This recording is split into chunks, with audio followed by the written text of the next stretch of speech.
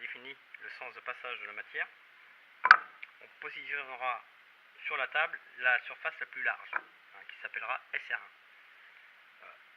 On s'assurera dans un premier temps de l'état des fers qui se trouve ici. Parce que bien souvent, les apprenants travaillent toujours sur cette même zone et n'osent pas rebouger ce guide.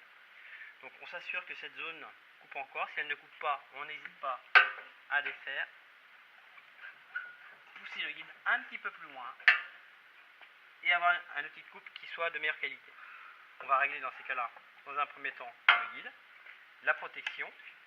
On va pouvoir positionner en hauteur le protecteur et pouvoir mettre la pièce de bois. Au niveau de la disposition des mains, il faut faire attention à la position de son corps.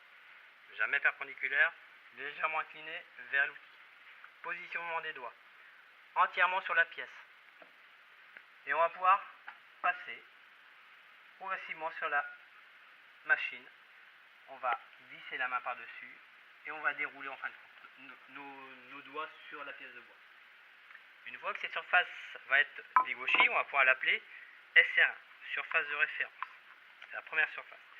Pour la deuxième, qui consiste à obtenir un angle droit sur son extrémité, on va positionner, on s'assure déjà qu'à l'équerre, le guide soit correctement réglé, ce qui avait été fait antérieurement.